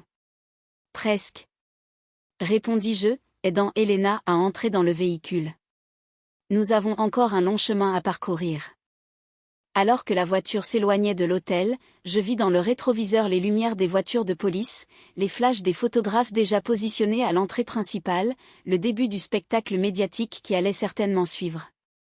Demain, l'histoire serait dans tous les gros titres. Ancienne enquêtrice démasque le schéma de son propre fils. Une grand-mère renverse la situation contre la fraude familiale. L'opération Code Gratitude expose un réseau d'exploitation des personnes âgées. Mais à ce moment-là, dans cette voiture silencieuse, traversant la nuit carioca, nous n'étions qu'une grand-mère et sa petite-fille, 2 générations unies par le sang et maintenant par la vérité, aussi douloureuse soit-elle. « Où allons-nous » demanda Elena, sa voix déjà un peu plus ferme. « À la maison » répondis-je, serrant doucement sa main, « au lieu où tu seras toujours la bienvenue, peu importe ce qui se passe. » Et tandis qu'Antonio conduisait vers Barra da Tijuca, vers l'appartement qui deviendrait le nouveau foyer d'Elena, je sentis enfin le poids des 6 derniers mois commencer à se dissiper. La justice avait été rendue non seulement pour moi, mais pour toutes les autres victimes qui n'avaient pas eu de voix ou de moyens pour se défendre. En regardant le profil de ma petite-fille contre les lumières de la ville, je pensais à la manière dont les choix façonnent nos vies, les bons et les mauvais. Fernando avait fait ses choix et maintenant il ferait face aux conséquences. J'avais fait mes choix et maintenant j'avais la chance de reconstruire quelque chose de nouveau à partir des décombres de la trahison. Mamie? Elena brisa le silence, sa voix pensive. Penses-tu qu'il va changer après tout ça? La question flottait dans l'air de la voiture, chargée d'espoir et de douleur. Je ne sais pas, ma chérie, répondis-je honnêtement. Le changement ne vient que lorsque nous reconnaissons nos erreurs. Mais une chose que j'ai apprise au fil des ans, c'est qu'il n'est jamais trop tard pour recommencer. Jamais. La voiture poursuivait son chemin sur l'avenida Litorania, laissant derrière elle le chaos de l'opération et se dirigeant vers un avenir incertain, mais honnête. La pleine lune illuminait l'océan à notre droite, un rappel silencieux que même dans les nuits les plus sombres, il y a toujours une lumière pour nous guider. Les conséquences de l'opération Code Gratitude ne tardèrent pas à se manifester. Le matin suivant la fête, je me suis réveillée avant l'aube. Après une nuit agitée, Elena dormait encore profondément dans la chambre d'amis que j'avais préparée spécialement pour elle. Des murs aux teintes pastel, un petit bureau près de la fenêtre avec vue sur la mer de Barra da Tijuca et quelques photos de nous dans des cadres délicats. J'avais fait de mon mieux pour qu'elle se sente accueillie, même au milieu du tourbillon que nos vies étaient devenues. J'ai préparé un café fort et je suis allée sur le balcon, où les premiers rayons de soleil commençaient à dorurer l'horizon. Le journal du matin avait déjà été livré et comme prévu, notre histoire dominait la première page. Ancienne enquêtrice démasque le schéma de son propre fils. La photo montrait Fernando conduit menotté vers la voiture de police, le visage tordu dans une expression mélancolaire et désespoir. À côté, une photo de moi en uniforme de la police fédérale, sérieuse et composée. Lire cet article a suscité en moi des sentiments contradictoires. Il y avait la satisfaction professionnelle de voir une affaire complexe résolue avec précision, comme tant d'autres dans ma carrière. Mais il y avait aussi la douleur indescriptible d'une mère qui voit son fils unique exposé publiquement pour des crimes qu'elle a elle-même aidé à révéler. Il n'existe pas de manuel pour naviguer ce type de conflit intérieur. Le téléphone a sonné insidieusement toute la matinée. Journalistes, émissions de télévision, connaissances oubliées, tous voulant leur part de l'histoire sensationnelle de la mamie enquêtrice. J'ai instruit Marcia, qui était arrivée tôt pour nous aider à filtrer les appels. La seule que j'ai laissée passer était celle du docteur Claudio Mendes, le psychologue qui nous avait aidés pendant l'opération. « Comment ça va, Elena ?» fut sa première question. « sa voix calme, transmettant une réelle inquiétude. Elle dort encore, répondis-je, baissant la voix en m'éloignant vers le bureau. Elle était épuisée, physiquement et émotionnellement. Et toi, Manuela, comment gères-tu tout ça? Hésitant avant de répondre, je me suis permis, pour la première fois depuis le début de tout, de reconnaître le poids émotionnel que je portais. Je traite. Une partie de moi sent que j'ai trahi mon propre fils. L'autre sait que j'ai fait ce qui était nécessaire. Les deux parties ont raison, observa-t-il gentiment. Il n'y a pas de réponse simple à des dilemmes moraux comme celui-ci. L'important maintenant est de prendre soin d'Elena et de toi-même. Le traumatisme peut se manifester de manière inattendue dans les jours à venir. Suivant son conseil, nous avons convenu de séances de thérapie pour Elena 3 fois par semaine. Et aussi pour moi, la justice sans guérison n'est qu'une autre forme de punition. Il me le rappela avant que nous ne raccrochions. Ces mots sont restés avec moi pendant que je préparais un petit déjeuner copieux, anticipant qu'Hélène se réveillerait affamée après le tourbillon émotionnel de la nuit précédente. Vers 10 heures du matin, Raphaël Costa a appelé avec des mises à jour officielles. L'opération avait été un succès absolu, avec 19 arrestations effectuées simultanément à divers endroits de Rio de Janeiro. Le schéma était encore plus vaste que nous ne l'avions imaginé, impliquant des employés de 3 différents bureaux d'état civil et 2 directeurs bancaires de haut niveau. Plus de 30 personnes âgées avaient été identifiées comme victimes jusqu'à ce moment-là. Beaucoup d'entre elles n'étaient même pas conscientes que leurs biens avaient été transférés frauduleusement. Fernando et Cristina sont transférés à Bangu cet après-midi, a informé Raphaël. L'audience de garde à vue a eu lieu ce matin. Compte tenu de la gravité des crimes et du risque d'entrave à la justice, la détention préventive a été maintenue. Bangu, le complexe pénitentiaire où j'ai passé des années à enquêter sur des schémas de corruption. Maintenant, mon propre fils serait là, dans une cellule, portant l'uniforme gris des détenus, soumis aux mêmes règles strictes que celles que j'ai aidé à imposer à tant d'autres criminels. L'ironie ne m'échappait pas. Fernando a demandé à te parler, a ajouté Raphaël après une pause. Ce n'est pas obligatoire, bien sûr. La décision t'appartient entièrement. Cette information m'a prise au dépourvu. Que pourrait bien vouloir dire Fernando maintenant? Plus d'accusations, des supplications désespérées, des promesses vides de regrets? Je vais réfléchir, ai-je finalement répondu. Pour l'instant, ma priorité est Hélène. Comme si invoqué par nos mots, j'ai entendu les pas légers de ma petite fille dans le couloir. J'ai remercié Raphaël et raccroché, composant rapidement une expression plus sereine. Hélène est apparue à la porte de la cuisine, toujours en pyjama, celui que nous avions acheté en hâte la nuit précédente. Les cheveux en désordre, les yeux gonflés d'avoir trop pleuré. Elle semblait à la fois plus jeune et plus vieille que ses 15 ans. La vulnérabilité d'un enfant mêlée à la compréhension prématurée de vérités d'adulte. « Bonjour, ma chérie », ai-je salué, essayant de garder un ton de normalité qui semblait absurdement inapproprié compte tenu des circonstances. J'ai préparé des pancakes. Ce sont toujours tes préférés? Elle a hoché la tête silencieusement, s'asseyant à la table de la cuisine. J'ai servi une assiette généreuse et l'ai mise devant elle avec une carafe de jus d'orange fraîchement pressé. J'ai observé alors qu'elle mangeait mécaniquement, comme si son corps reconnaissait le besoin de nutrition, même si son esprit était ailleurs. Ils sont dans les journaux, n'est-ce pas, a-t-elle finalement demandé, sans lever les yeux de son assiette. Il n'y avait pas de sens à cacher. Oui, en première page, Hélène a hoché la tête à nouveau, comme pour confirmer quelque chose qu'elle savait déjà. Les filles de l'école vont voir, tout le monde va savoir. La réalité des conséquences sociales pour Hélène m'a frappée de plein fouet. Elle n'était pas seulement la fille de criminels récemment exposés. C'était une adolescente en pleine phase de formation de son identité, pour qui la perception des pairs portait un poids immense. Nous pouvons la transférer dans une autre école, si tu préfères, ai-je gentiment suggéré, peut-être même dans un autre quartier. À ma grande surprise, Hélène a secoué la tête fermement. Non, je ne vais pas me cacher. Je n'ai rien fait de mal. Ses yeux, si semblables aux miens, ont enfin croisé les miens. Tu m'as appris ça, mamie, que nous devons affronter la vérité, aussi difficile soit-elle. La fierté que j'ai ressentie à ce moment-là était si intense qu'elle a presque éclipsé la douleur des derniers mois. Au milieu de toute cette malhonnêteté, ma petite fille avait choisi le chemin de l'intégrité. Peut-être était cela le véritable héritage que je laisserais, non pas à travers le fils que j'avais perdu à cause de la cupidité, mais à travers la petite fille qui avait hérité de mon sens de la justice. Les jours suivants se sont écoulés dans une routine improvisée.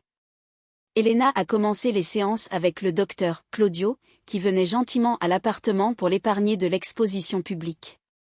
J'alternais entre des réunions avec des avocats, des dépositions complémentaires pour la police fédérale et de longues conversations avec Paula Merel sur les implications légales de tout ce qui s'était passé. Les biens bloqués sont en cours d'évaluation, a expliqué Paula lors d'une de nos réunions. Beaucoup devront être vendus pour indemniser les victimes, mais son appartement à Ipanema est en sécurité, comme prévu. La clause d'usufruit viager a parfaitement fonctionné. Et la maison à Jacarpaga, ai-je demandé, pensant à la petite propriété que j'avais héritée de mes parents. Également en sécurité, Fernando ne l'a jamais incluse dans ses plans, probablement parce qu'il la considérait comme ayant peu de valeur commerciale. J'ai acquiescé, ressentant un soulagement inattendu. Cette maison modeste gardait des souvenirs précieux de mon enfance. Les déjeuners du dimanche avec mes parents, les après-midi à jouer dans le petit jardin, le chant des oiseaux dans les vieux manguiers. C'était un morceau de mon histoire qui était resté intact par la cupidité de Fernando. La troisième nuit, après l'opération, alors qu'Elena dormait, je reçus la visite d'Antonio. Depuis le début, il avait été mon soutien le plus constant, mon confident, mon partenaire dans cette mission improbable. Nous étions assis sur le balcon avec 2 tasses de thé, observant les lumières de la ville se refléter sur la mer sombre. « As-tu déjà décidé si tu allais lui rendre visite ?» demanda-t-il, brisant le silence confortable qui s'était installé entre nous. Je n'avais pas besoin de demander de qui il parlait. Pas encore. Une partie de moi veut l'affronter, exiger des explications. Une autre partie craint qu'il n'y ait pas d'explication satisfaisante à ce qu'il a fait. Antonio acquiesça avec compréhension. Il n'y a pas de délai pour cette décision, Manuela. Tu as déjà été assez courageuse toute ta vie. Je regardais cet homme qui avait été à mes côtés dans les moments les plus difficiles et ressentis une vague de gratitude. Antonio avait été mon collègue à la police fédérale pendant 2 décennies, mon voisin presque tout ce temps. Et maintenant, dans cette phase inattendue de la vie, quelque chose de plus. Un port sûr au milieu de la tempête. Je pense que je dois le voir, confessai-je enfin. Pas pour lui, mais pour moi. Pour clore ce chapitre de manière appropriée, Antonio couvrit ma main de la sienne, un geste simple de soutien qui en disait plus que des mots. Quand je décidai d'y aller, tu n'as pas besoin de faire cela seul. Le lendemain matin, après avoir confié Elena à Marcia, je conduisis jusqu'au complexe pénitentiaire de Bangui. La procédure pour les visites était rigoureuse. Identification, fouilles, longues attentes dans des couloirs gris et impersonnels. Chaque pas dans cet endroit me rappelait mes visites professionnelles passées, quand j'étais de l'autre côté de l'équation, interrogeant des suspects, recueillant des dépositions. Fernando fut amené dans la salle de visite menottée, portant l'uniforme gris de l'institution. Le contraste avec l'homme élégant de la fête d'anniversaire ne pouvait pas être plus choquant. Son visage montrait des signes évidents de nuit mal dormie et il y avait un nouveau pli entre ses sourcils, qui n'était pas là auparavant. « Maman », dit-il en me voyant, la voix dépourvue de son arrogance habituelle. « Tu es venue ?» « Oui », confirmai-je en m'asseyant sur la chaise en métal devant lui. « Tu as demandé à me voir. » Le garde se positionna discrètement dans un coin de la pièce, nous donnant l'illusion d'intimité, bien que nous sachions tous deux que chaque mot serait entendu et enregistré. « Comment ça va, Elena ?» demanda-t-il, me surprenant par sa première préoccupation, gérant la situation mieux que ce que l'on aurait pu attendre. « Elle est forte. »« Et toi ?» observa-t-il avec ce qui semblait être une véritable admiration. « Je n'aurais jamais imaginé que tu puisses faire ce que tu as fait. » C'était ton erreur, Fernando. Me sous-estimer. Comme tant d'autres sous-estiment les personnes âgées. Il baissa les yeux, un geste rare de soumission que je n'avais jamais vu chez lui en tant qu'adulte. Je voulais m'excuser, mais je sais qu'il n'y a pas d'excuse pour ce que j'ai fait. Non, il n'y en a pas, acquiesçai-je, gardant la voix ferme. Ce n'est pas seulement à propos de moi. Il y avait d'autres personnes âgées que toi et tes associés avaient exploitées. Des gens qui ont fait confiance à leurs propres enfants. Comme j'ai fait confiance à toi. Je sais. Il passa ses mains sur son visage, un geste restreint par les menottes. Ça a commencé petit, tu sais. Une procuration ici, un compte bancaire là, et puis c'est devenu plus facile, de plus en plus facile. C'est ainsi que fonctionne la corruption. Je me souvins de cas similaires que j'avais enquêtés. De petits écarts moraux qui, non confrontés, grandissent jusqu'à devenir des monstruosités que nous ne reconnaissons même plus. Fernando leva les yeux, rencontrant les miens pour la première fois depuis son entrée dans la pièce. Que va-t-il se passer maintenant? Tu feras face à un jugement. Les preuves sont irréfutables. Il y aura une condamnation. Je le sais. Je demande à propos de toi et Elena. À propos de nous? La question flottait dans l'air entre nous, chargée d'implications. Que reste-t-il d'une famille après une trahison de cette ampleur? Quel type de relation pourrions-nous avoir après ce qui s'est passé? Je ne sais pas, Fernando, répondis-je honnêtement. Certaines blessures sont trop profondes pour cicatriser complètement, mais je sais qu'Elena a encore besoin d'un père, même d'un père imparfait, et tu seras toujours mon fils, même si tu es devenu quelqu'un que je peine à reconnaître. Penses-tu qu'un jour tu pourras me pardonner? Demanda-t-il, la voix presque inaudible. Je réfléchis soigneusement à la question avant de répondre. Le pardon n'est pas quelque chose que l'on accorde d'un coup, Fernando. C'est un processus souvent long et douloureux. Je ne peux pas promettre que nous y arriverons, mais je peux promettre que je ne fermerai pas complètement cette porte. Notre temps touchait à sa fin. Le garde s'approcha, indiquant que la visite se terminait. Avant de me lever, je regardai une dernière fois mon fils, le garçon que j'ai bercé lors de nuits de fièvre, l'adolescent rebelle qui a testé mes limites, l'homme qui a choisi le chemin de la malhonnêteté. Elena a demandé si tu allais changer, commentai-je. J'ai dit que je ne savais pas, que le changement ne vient que lorsque nous reconnaissons nos erreurs. Le choix, comme toujours, t'appartient. Je quittai la prison avec des sentiments mêlés. Tristesse pour ce que nous avions perdu, soulagement d'avoir dit ce qui devait être dit, incertitude sur l'avenir de notre relation familiale compliquée. Le ciel du fleuve était particulièrement bleu ce matin-là, un contraste presque cruel avec l'atmosphère grise que je venais de laisser derrière moi. 2 semaines après l'opération, alors que la poussière commençait à retomber, je reçus un appel inattendu. C'était Donna Zumira, une dame de 80 ans qui vivait dans le même immeuble à Ipanema et qui avait également été victime d'un schéma similaire à celui dirigé par Fernando, orchestré par son neveu. Donna Manuela, dit-elle, la voix tremblante d'émotion. Je voulais vous remercier personnellement pour ce que vous avez fait. Grâce à votre courage, mon neveu a tout avoué et je récupère mon appartement. Son remerciement a été suivi de nombreux autres. Au fur et à mesure que les détails de l'opération devenaient publics, des lettres, des emails, des appels ont commencé à affluer, des dizaines de personnes âgées et leurs familles exprimant leur gratitude pour l'exposition du schéma qui avait tant de victimes. C'est alors que j'ai eu une idée. Avec l'aide de Paula, Raphaël et Antonio, j'ai commencé à organiser des rencontres avec d'autres victimes. Au départ, ce n'était que des conversations informelles dans des cafés ou chez moi, où nous partagions nos expériences et informations sur la manière de naviguer dans les processus juridiques compliqués pour récupérer des biens et des ressources. Progressivement, ces rencontres ont évolué vers quelque chose de plus structuré. 3 mois après l'opération Code Gratitude, nous avons fondé l'Institut Mémoire Active, dédié à la protection patrimoniale et émotionnelle des personnes âgées.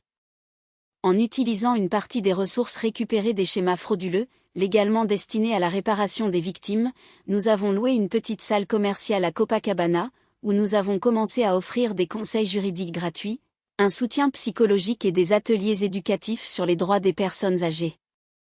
Elena, à ma grande surprise et fierté, est devenue une bénévole enthousiaste de l'Institut.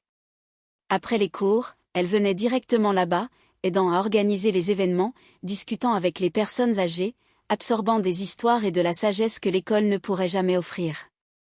Je pense que je veux étudier le droit quand je terminerai le lycée, m'a-t-elle confié un après-midi, alors que nous organisions des matériaux pour une conférence sur la prévention des arnaques financières, comme le faisait Dr. Paula.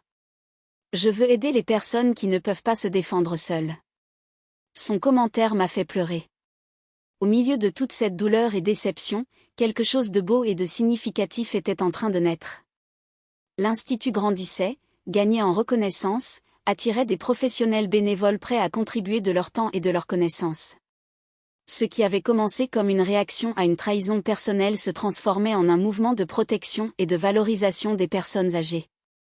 Au 6e mois après la fondation de l'Institut, nous avons organisé un événement spécial au Centre culturel Banco do Brasil. La salle était pleine. Des personnes âgées, des familles, des professionnels du droit, des psychologues, des assistants sociaux et même quelques politiciens intéressés à associer leur image à la cause. Sur scène, j'ai partagé notre histoire sans filtre, parlant ouvertement de la trahison de Fernando, de la manière dont j'ai utilisé mon expérience professionnelle pour démanteler le schéma et de la façon dont cette expérience douloureuse s'était transformée en un but. La vieillesse n'est pas synonyme de fragilité ou d'obsolescence, ai-je souligné, en regardant les visages attentifs dans le public. C'est un cumul d'expérience, de sagesse et oui, de force. Ce qui m'est arrivé et ce qui est arrivé à tant d'autres ici présents n'était pas parce que nous étions faibles ou naïfs, mais parce que nous avons fait confiance aux mauvaises personnes, souvent celles qui auraient dû nous protéger. À la fin de la conférence, des dizaines de personnes sont venues partager leurs propres histoires. Parmi elles, j'ai remarqué une dame élégante qui attendait patiemment son tour. Quand elle s'est enfin approchée, je l'ai reconnue immédiatement. C'était la mère de Cristina, la grand-mère paternelle d'Elena, Donna Manuela. Elle a commencé avec hésitation. Nous n'avons jamais eu l'occasion de vraiment nous connaître, bien que nous partagions une petite fille. Je voulais dire que j'admire profondément votre courage et que, eh bien, je suis désolée pour ce que ma fille et votre fils ont fait. Votre demande de pardon inattendue m'a touchée. Elle n'avait pas l'obligation d'assumer la responsabilité des actions de sa fille, mais la voilà, tendant la main en signe de réconciliation. Elena parle beaucoup de vous, continua-t-elle. J'aimerais mieux connaître ma petite fille, si possible. À ce moment-là, j'ai réalisé que la guérison venait de manières inattendues, à travers des connexions qui transcendaient le ressentiment et la douleur. Bien sûr, répondis-je, sentant qu'une nouvelle porte s'ouvrait. Elena aimerait avoir sa grand-mère Regina plus présente dans sa vie. 2 ans se sont écoulés depuis la nuit où l'opération Code Gratitude a été déclenchée. Fernando purge toujours sa peine, bien qu'il ait commencé un programme de réparation pour les victimes, collaborant avec les autorités pour identifier d'autres schémas similaires. Nous lui rendons visite de temps en temps, Elena et moi, maintenant une relation prudente, mais non dépourvue d'espoir. L'Institut Mémoire Active occupe désormais un étage entier dans un immeuble commercial au centre de Rio, aidant des centaines de personnes âgées chaque mois et inspirant des initiatives similaires dans d'autres villes brésiliennes.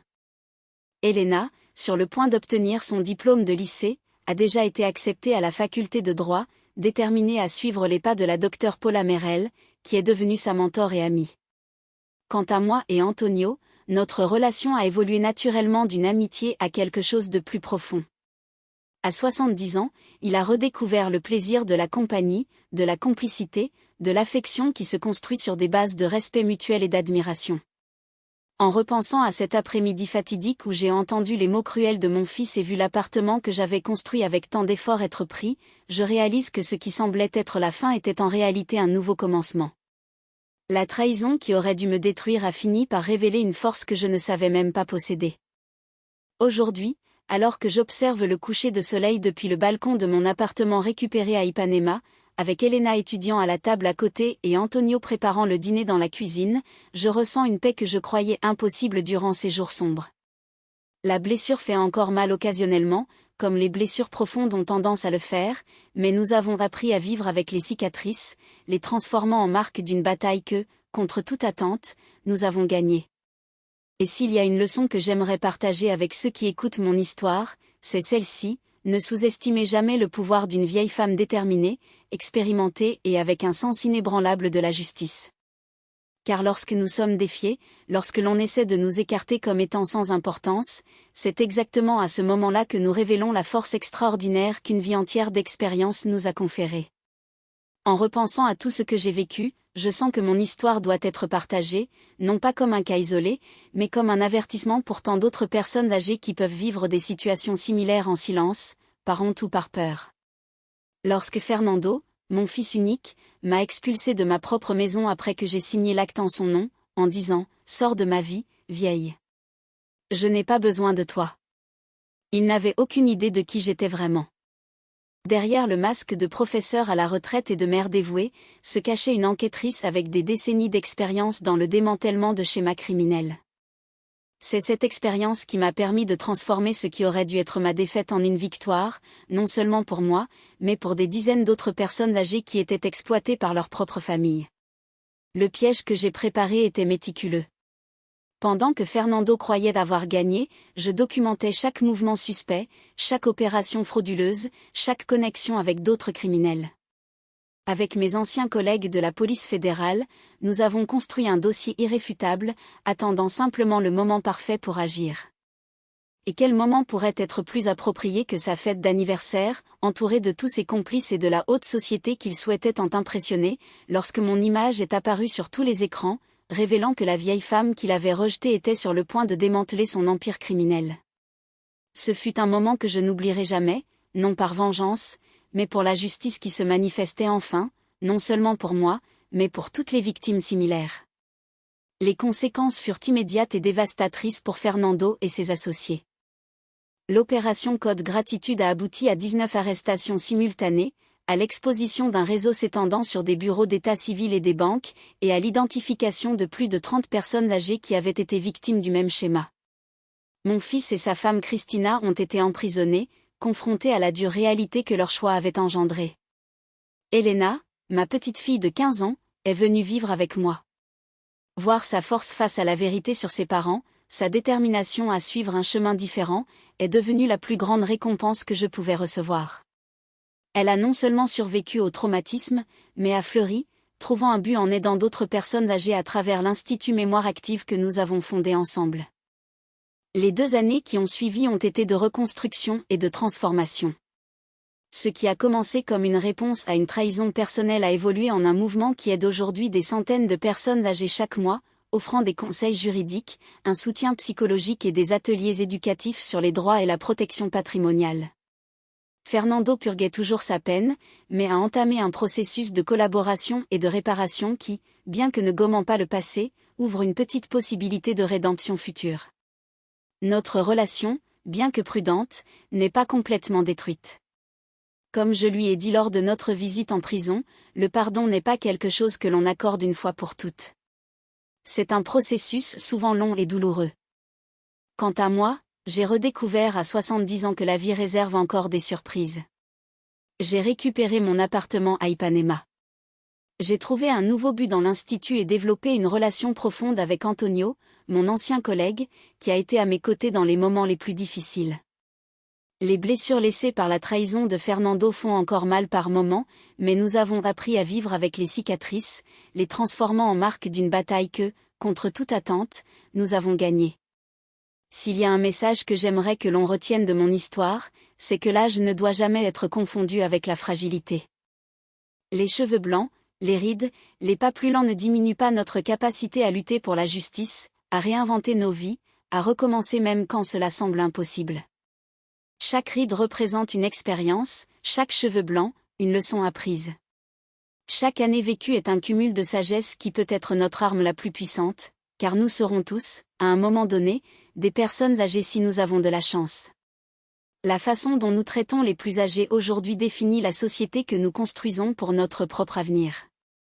Lorsque nous permettons aux personnes âgées d'être exploitées, trompées et rejetées, nous pavons le chemin vers notre propre destin semblable. C'est pourquoi je vous demande, à vous qui regardez, si vous vous êtes reconnu dans certaines parties de mon histoire, si vous connaissez quelqu'un qui pourrait être dans une situation similaire ou si vous vous souciez simplement de cette cause, ne restez pas silencieux. Le silence est le plus grand allié de ceux qui exploitent les vulnérables.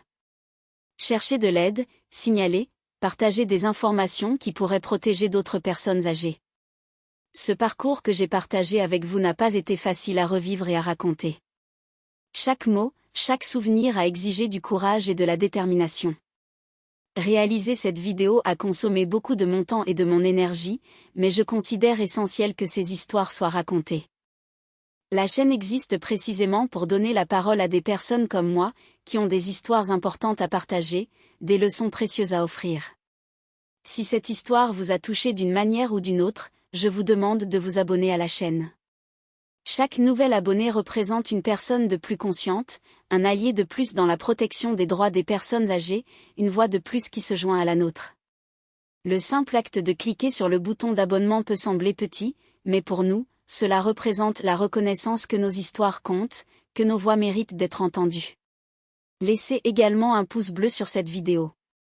Ce geste simple aide notre contenu à atteindre plus de personnes, à diffuser ce message si nécessaire au-delà de notre cercle immédiat. Et s'il vous plaît, partagez avec quelqu'un que vous pensez avoir besoin d'entendre cette histoire. Peut-être une personne âgée en situation vulnérable, un proche inquiet ou simplement quelqu'un qui doit se rappeler de la valeur et de la force des personnes âgées. Plus que tout, j'aimerais vous demander de laisser votre commentaire. Que pensez-vous de mon histoire ? Avez-vous déjà été témoin ou vécu quelque chose de similaire ? Que feriez-vous à ma place ? Vos commentaires enrichissent non seulement notre communauté, mais me donnent aussi personnellement la force de continuer à partager des expériences qui, bien que douloureuses, peuvent aider d'autres à éviter des situations similaires ou à trouver la force de les affronter. Produire du contenu comme celui-ci exige des ressources considérables, recherche, scénarisation, tournage, montage. Chaque étape demande du temps et un investissement. Si vous le pouvez, envisagez de contribuer au Valleux de Mai, notre moyen de donation pour aider à couvrir les coûts de la chaîne et nous permettre de produire plus de vidéos quotidiennement. Votre contribution, quelle que soit sa valeur, fait une réelle différence dans notre capacité à poursuivre ce travail. Ce soutien nous aide à maintenir la chaîne active et à atteindre plus de personnes avec nos histoires. Visitez également nos autres vidéos. La chaîne est remplie de récits émouvants, d'histoires de résilience, de conseils pratiques et d'expériences de vie qui peuvent résonner avec votre propre parcours ou offrir des perspectives précieuses sur des défis que vous rencontrez ou pourriez rencontrer à l'avenir. En terminant ce récit, je veux laisser une réflexion finale. La vie suit rarement le chemin que nous avons prévu. Parfois, les plus grandes trahisons viennent de ceux que nous aimons le plus et les recommencements les plus significatifs surgissent quand nous nous y attendons le moins. Ce qui détermine notre parcours, ce ne sont pas les coups que nous recevons, mais comment nous choisissons d'y répondre. Comment nous transformons la douleur en but, la trahison en justice, la fin en recommencement. Quand Fernando m'a demandé de sortir de sa vie, il croyait écrire le chapitre final de mon histoire.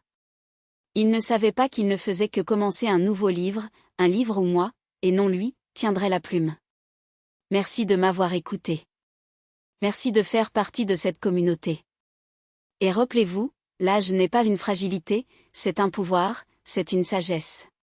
C'est la force qui vient d'avoir affronté suffisamment de tempêtes pour savoir que, peu importe à quel point le ciel semble sombre, le soleil finit toujours par briller à nouveau. Abonnez-vous maintenant à la chaîne. Laissez votre like, partagez avec ceux qui ont besoin d'entendre ce message. Partagez votre propre expérience ou réflexion, si vous le pouvez, soutenez notre travail grâce au Valleux de Mai. Ensemble, nous pouvons garantir que les voix des personnes âgées soient entendues, respectées, surtout, jamais sous-estimées. À la prochaine histoire, où je continuerai à partager des récits qui doivent être racontés, mémorisés et honorés. M.